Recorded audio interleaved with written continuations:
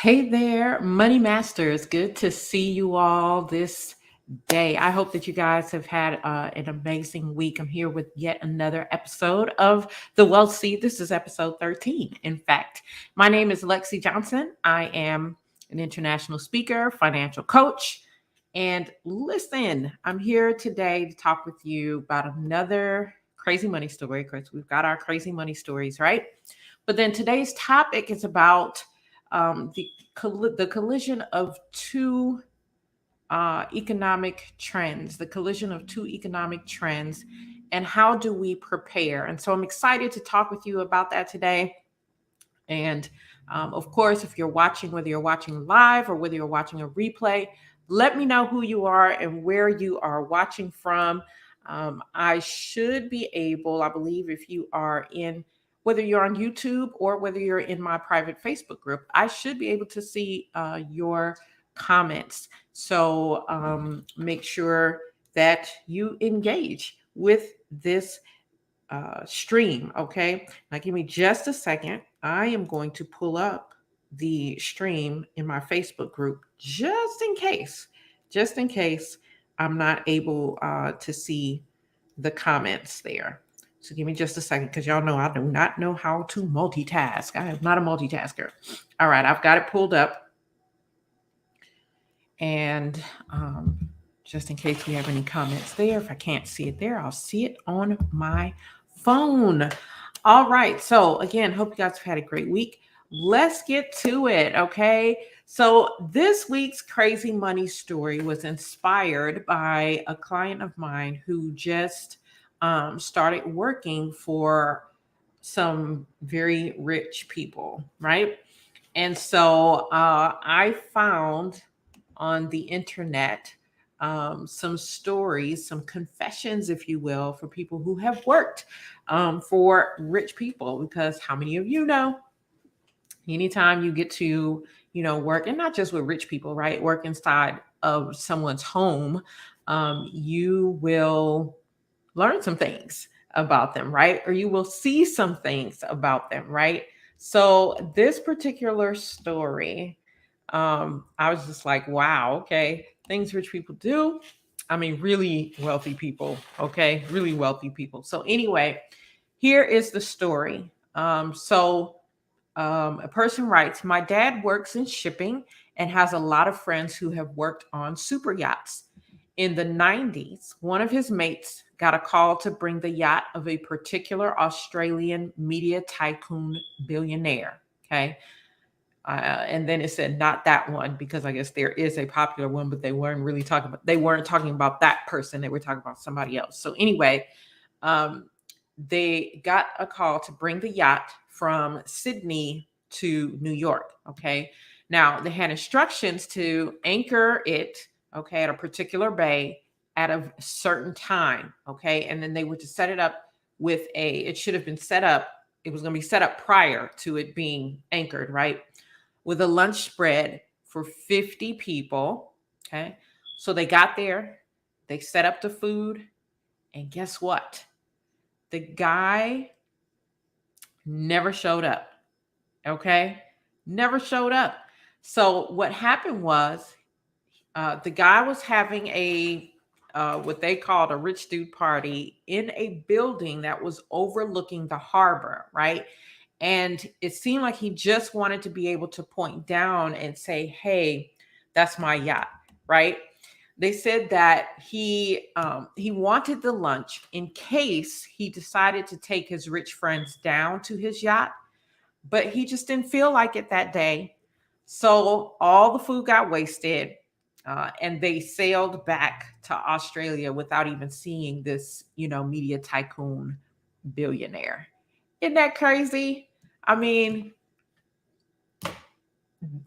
that you would just, and could you imagine how much it would cost to set up a lunch spread, 50 people on this yacht that you have sailed from Sydney to New York? And then, the person who paid for it, ordered it for his friends or whatever, was just like, I didn't feel like it today. I don't want to feel, and think nothing of it, right? So I'm sure all the people that set it up, I know if I was the person that would set it up, I would have been taking some food home, right? Like we would have enjoyed that yacht. But anyway, so crazy the things that we do. And not just rich people, because even for those of us who aren't super wealthy, right? We might look at that and say, oh my gosh, what a waste. But we are wasting too. If we take a step back and look at what we're doing with our money, we can certainly find some waste in our finances. Listen, I've been sitting down with people since 2012, okay? And every person that I've sat down with, and the person has allowed me to help them organize their finances, we have found some level of waste, okay? So before we're too judgmental about rich and maybe what they are wasting money on, a lot of us waste too. Alrighty, so let's talk about this collision, okay? Collision of two economic trends. And I want to remind you all that as I come before you on this stream, what I'm sharing with you is for informational purposes, educational purposes only. I do not know your individual situations. And so if there are products or investments or something that I may refer to, it is not specific financial advice, because I do not know your situation, right? And you can see all that, word for word disclaimer there in the description. So if you act on anything that I say, I continue to tell you, I'll make sure to do your due diligence, right? Study it for yourself, talk with your financial advisor if you have one, get on my calendar if you don't have one. But when I speak in this forum, it's general, right? And so it may or may not apply to your situation. All right, so let's get into it, right? Let's talk about this collision of these two trends that we currently see going on in our economy. And then how do we prepare, right? So the first, and these aren't in any particular order, but the first one is what I am looking at as our energy system collapse, if you will. Now, as I talk about these things, I'm not trying to scare anyone, right? Trying to teach you all how to look at what's going on around you and anticipate, right? How to pay attention and anticipate so that you are making the right moves with your money. Okay. So as I speak about this is not to scare anyone at all, right? It's just identifying this is what's going on. And now, what can we do to position ourselves so that we are not as affected by it, right? Awesome. Okay. Now, again, if you're watching, let me know who you are, where you're watching from, and engage with me. Okay, it's much more fun when I when we engage, right? Whether you're live or whether you're watching the replay, because I'll come back and I will chime in on your comments. Okay, so the first collision, if you will, is that of our energy system. Okay, I believe the energy system is going to collapse. Okay, now what do I mean by that? Well, there is really this push to edge out diesel fuel, okay, and fossil fuel. There's this push to edge it out. If you pay attention to this last package that Biden signed, right? Um, a lot of it has to do with renewable energy and giving people credits and things like that for certain types of renewable energy, whether you use these electronic cars and all these kinds of things, right? And so this is not about, I'm not going to be here picking one political side versus another. This is not that at all. Okay. So don't think because I'm sharing some things that you know what side I'm on. You will not know unless I tell you. You will not know. Okay. So, um, so there is an edging out of diesel fuel and edging out of fossil fuel. Okay. And this shift, if you will, to renewable energy. Okay. And the very interesting thing about it is that the push is coming so hard, right? that I do not believe that the country is actually ready for it as fast as they want it to occur. So, because if you think about it, right now as it stands, much of our all of our businesses and things like that, our trucks, the shipping, everybody, our utilities, much as they want to usher in this renewable energy really quickly. Much of these places, much of our society still depends on fossil fuels and diesel, okay, fuels. And so if you think about it, if there was an immediate, like, we're moving to renewable energy next week, think about it, right? It would cause like another shutdown, like the pandemic did, probably even probably even an even longer shutdown, right? Because think about it, these businesses in about 3 days will stop operating because their systems are running on fossil fuels. If you're getting stuff shipped, the ships, the trucking industry, all of them, they're using diesel, fossil fuels, right? So within a matter of days, you're going to find that it's going to be chaos. Okay, it's going to be chaos. So because the ships and the trucks will no longer be running on fossil fuels and they're not yet ready to be running on renewable energy, these electric types of things, food won't be delivered, medications won't be delivered.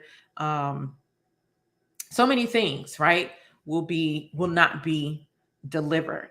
Okay. And then what happens when something becomes scarce? The prices go up. So we've already seen our gas prices go up.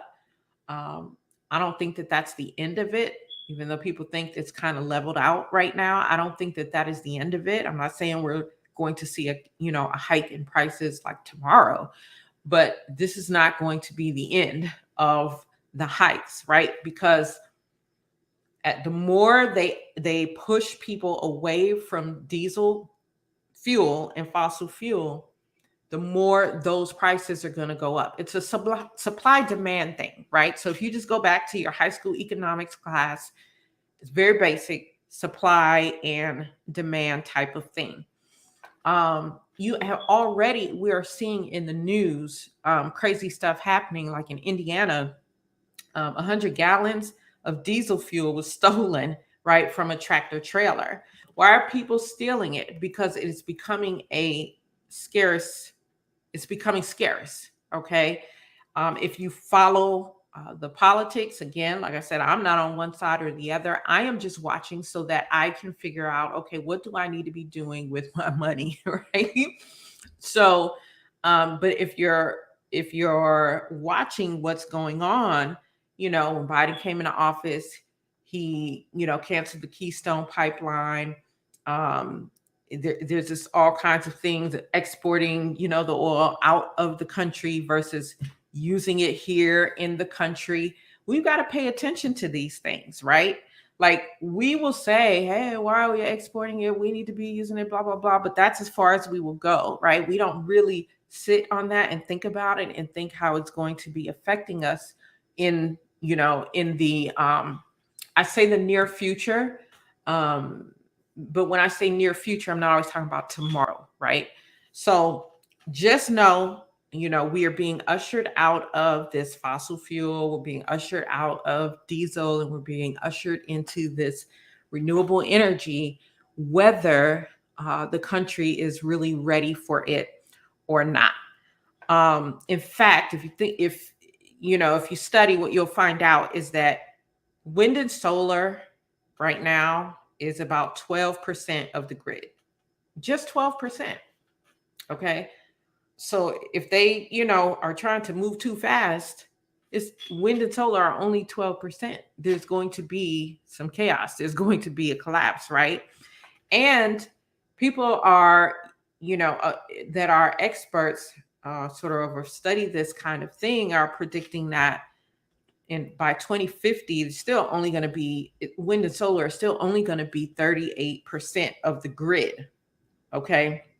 So also, what we find, because of this package that Biden has signed, what you're going to find is that banks are not going to be as quick to lend to oil companies or, to anything having to do with oil. Why? Because they are moving towards, edging that out, phasing that out as much as possible, right? And they're trying to push us all into this renewable energy.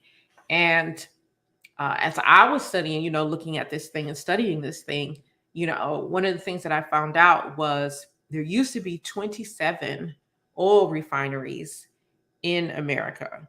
And now there are only seven or eight, I think seven, right? That's crazy. And we're not paying attention to these things. Most of us are only just, concerned about what's the latest celebrity news or, whatever other things we consume ourselves with. But things that we should be paying attention to, we're not really paying attention to the way we should be, right? So now you've got states that are importing natural gas from other countries, even on the feds, importing gas from Russia. Prices are high, all of these kinds of things. Right now, I can go on and on and on, kind of talking about this, but again, this is one of the, it's like trains getting ready to collide. Okay, so this train is the renewable energy train, okay, that they're encouraging us. And honestly, at the rate that they're trying to usher it in, we're just not going to be able to economically, it's not going to be economically, I can't speak, economically sustainable that fast. Okay. It is going to take the country some time to adjust, right? Now, these are just my thoughts as I've kind of looked and watched what's going on in politics, what's going on in the markets, what's going on. These are just my thoughts, right? And so, again, not trying to scare anybody, but this is just what I'm looking at. This is what I'm seeing, right? So, as fast as they want to bring the renewable energy in, it's going to be hard to sustain it economically. If I can get my words together, right? So we're not ready to provide the bulk of power needed to sustain it. Okay, so that's the first economic trend, or the first train, right? Remember, I said there are trains that are coming and they are going to collide. Okay, that of the renewable energy.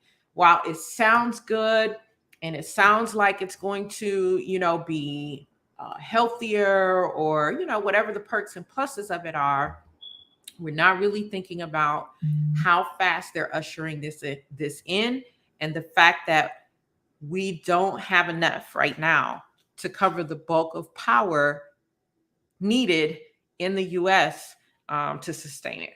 Okay, so the thing is, you have to ask your question. You have to ask yourself the question anytime that they're, pushing certain things in government. You have to ask yourself, why are they pushing this agenda? And then follow the money.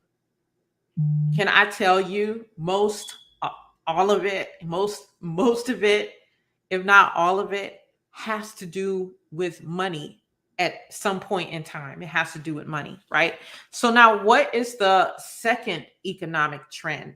Okay, that is, what is the other one that's going to cause this collision? Well, the other one is inflation. Okay, so we've seen in June inflation as high as 9.1%. And I'm not sure that we're done, right? I'm not sure that will be the highest. Time will tell, right? So inflation coupled with this renewable energy push is going to be devastating for many people if people are not prepared. Now, we are already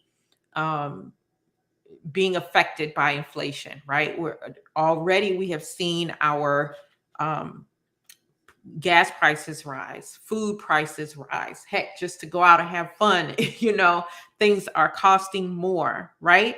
So now you take the two and you bring them together, then the costs and things are going to rise even more, okay? Because with the renewable energy push, what's going to happen? Products and stuff are not going to be able, products, food, medications, all that kind of stuff are going to be not able to be delivered, okay, to the businesses that would then deliver it to the people, right? Prices are going to shoot way high. Why? Because scarcity, okay? When something is scarce, then you can charge a lot of money for it. Okay. This is all, elementary stuff. And I don't say elementary to insult you if you've never thought about it this way, but I'm just saying if you just go back to, it's not far fetched, is what I'm trying to say. If you just go back to your economics class, supply and demand, when you are, or if you own a business and you've had some business coaching, they'll even tell you, right, that um, something is higher priced because it's scarce, right? If you have a coaching business and you're charging $50,000 for your coaching program, it's $50,000 because you're not trying to have 500 people in the program, okay? You just need a few people in the program, right? If you're like me, you don't like to do a whole lot of um, one-on-one, coaching, or, I don't even like to do a whole lot of group coaching all the time, right? And so you make something scarce. Okay. You say there's limited seats, there's, whatever, and not everybody can get in. You can charge more for it. So that's what's going on here, right? The push for renewable energy is going to cause prices to soar, and inflation is already causing prices to soar. So these things are colliding. And then what is happening with what is inflation? Inflation's effect on the dollar. Well, inflation's effect on the dollar is it's weakening the dollar, right? The more inflation rises, the less we are able to purchase and buy with the dollar, right? What I could buy with $5 yesterday, I can't buy today. Today, I need $7 or $8 or $9, right? So think, so that's and really, I think that's the real issue. Um, that is going to be the problem, is because everybody will still be using the dollar. Okay. We'll still be using the dollar, and the dollar is getting weaker. All right. So, in response to the inflation, what is the government doing? Putting out more stimulus, right? And in the short time, it's like that may or may not help people. And I'm saying may or may not because this recent package, a lot of that stuff, we're not sure that it's actually going to get to the people, right? It's not like the direct stimulus checks that we saw last year and the year before. But nonetheless, the more stimulus, okay, that is being put into the economy, the higher the inflation. And what is this stimulus? Basically, it's just money printing. Okay. So the more money that they are printing to put out into the economy, the weaker the dollar is getting, because the more of something there is, right, the less in value it is. Good example. Years ago, when I was coming up, when I was a child, um, everybody didn't have cell phones. Okay. Only the wealthy had cell phones, and the cell phones were super huge. Like these car phones, they were super huge. And I'm literally like, that was the size of it. Okay. Like I'm not even exaggerating. Okay. So it was like wealthy people had those cell phones, and they cost a lot of money. Right now, today, everybody has a cell phone. Okay. And you can get a cell phone relatively cheap. Okay. So, of course, I'm not talking about your top of the line iPhones or Androids or nothing like that, but everybody has a cell phone. Why? Because you can get them relatively cheap, right? So this is the same thing that's happening with money printing. Okay, as the government prints more money and puts more money into the economy, then what happens is the dollar weakens. Okay, it's not valued as much. Why? Because it's too much of it around. It's just too much of it around. Okay, so we've got these stimulus packages that are still coming out. And there are gas rebates and all kinds of things in there, childcare stuff. Um, I don't know if they're going to do anything again with student loans. We'll see. But public transportation type stuff, you've got bailouts. Well, not bailouts yet, but I do believe that they will look to bail out pension funds. Okay. Because quiet is kept. All right. States are having problems and have been having problems determining how they're going to be paying out all of these pensions in the years to come. Okay. This is stuff that we should be paying attention to, right? But we're not because,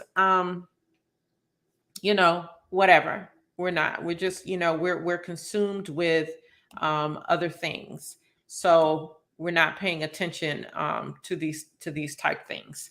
So, all right. So now, what else?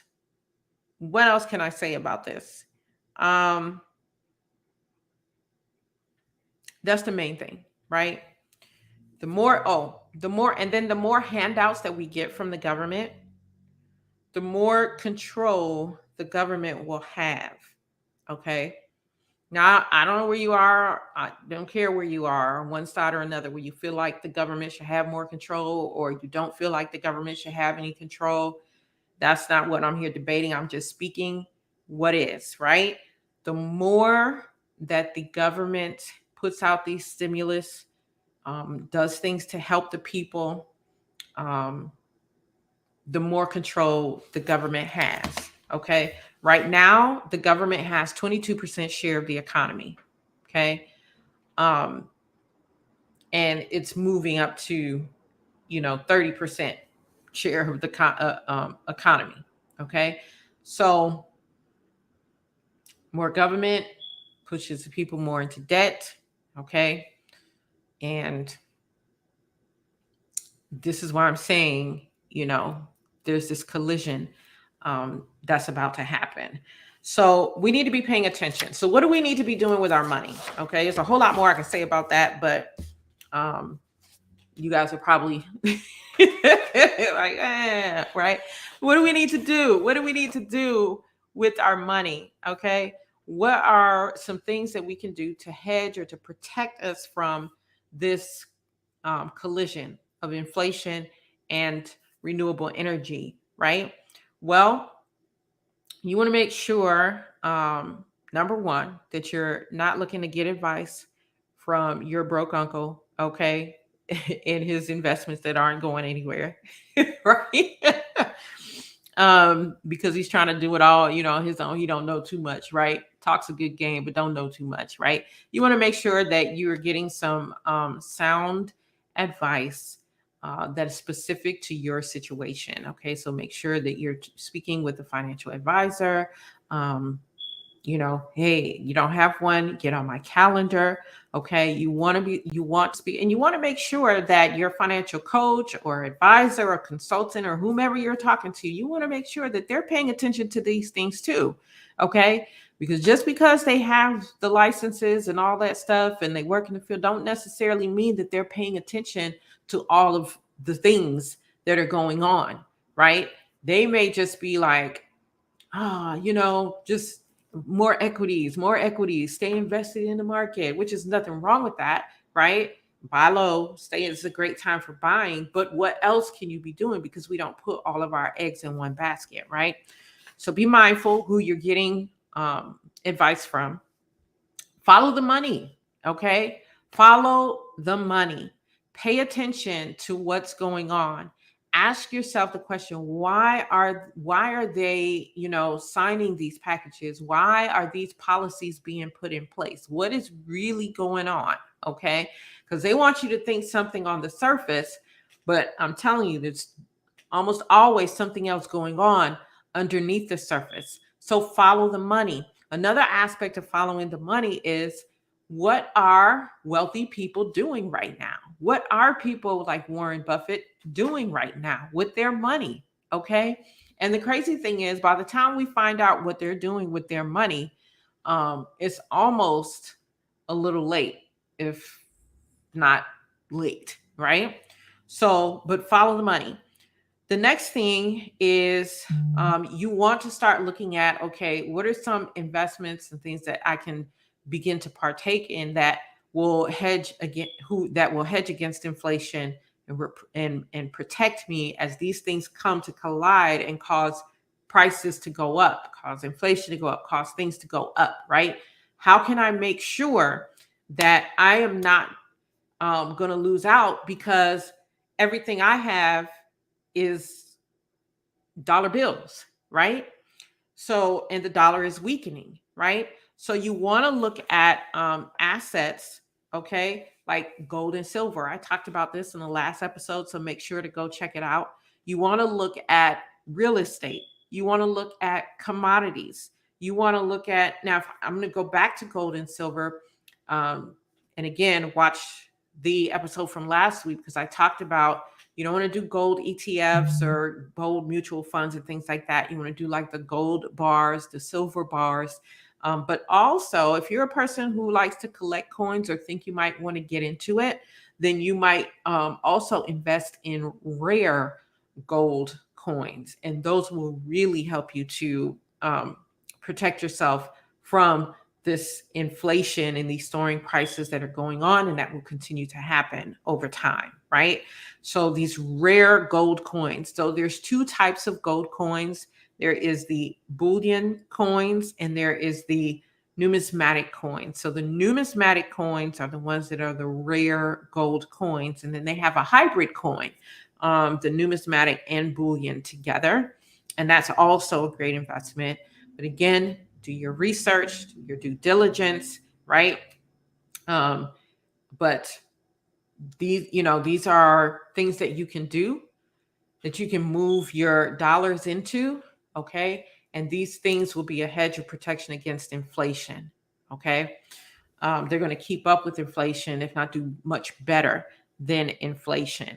One of the other things that you can do, and now this one, and I'm saying you can do, but again, I'm speaking very generally, but I'm going to tell you this one is for people who actually have their finance stuff together and they have the discretionary funds to be able to do this.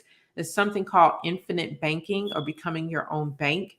And you do that through a very specific type of permanent life insurance policy.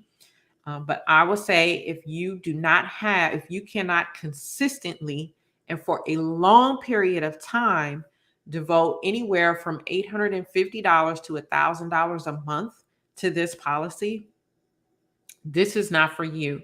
If you have not sat down to just do the basic things in your finances, like organize your finances, know what's going in, what's coming out, is your life insurance in place? And I'm not talking about infinite banking. I'm just talking about death benefit, term insurance for that. Is that stuff in place?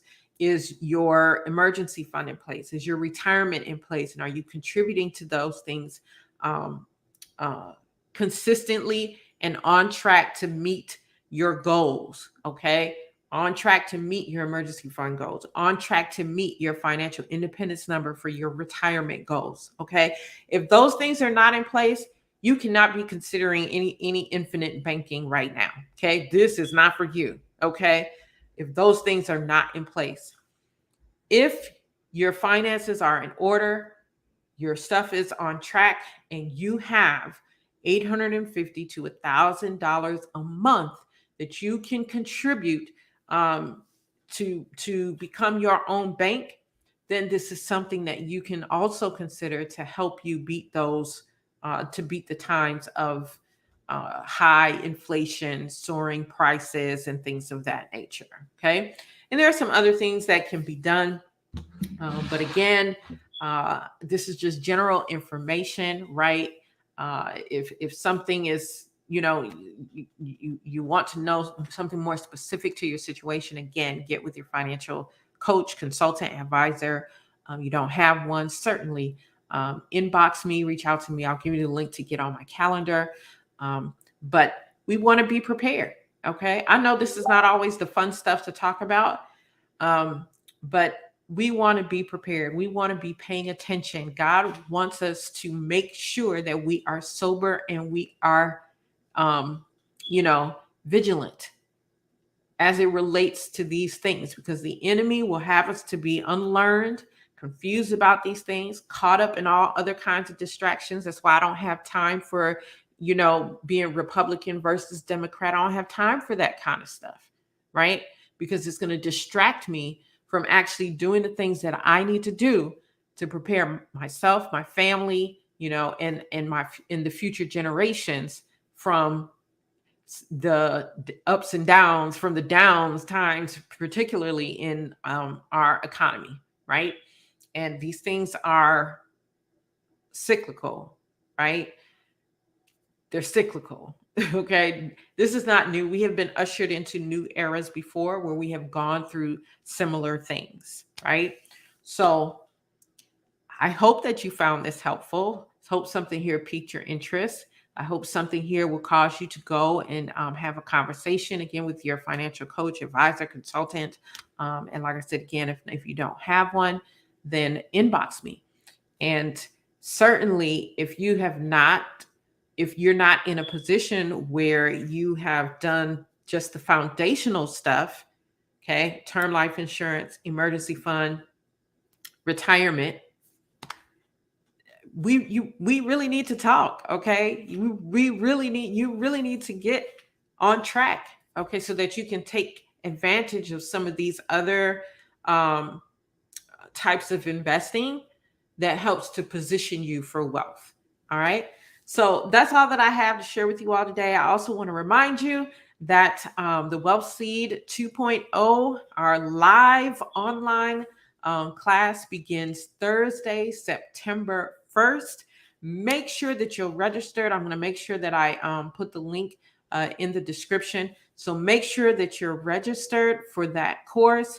If for some reason you don't see the link, just message me, put a comment down. Hey, interested, want to get in the course. But it's a 7-week course designed to help you know God's formula for creating wealth. And this course is going to step by step walk you through this, formula. When you're done with this course, you will not be able to say that I don't know how to access wealth. You're not going to be able to say that, right? And at the end of the course, this is going to be up to you whether you're going to, implement the stuff that you learned, or if you're just going to sit on the sidelines and allow, the continuous generational poverty to continue, right? I don't know about you. I don't want that for my family. So I'm doing the work. So join us with the Wealth Seed 2.0. Again, I'll put the link in the description, and I will see you guys next time. Peace.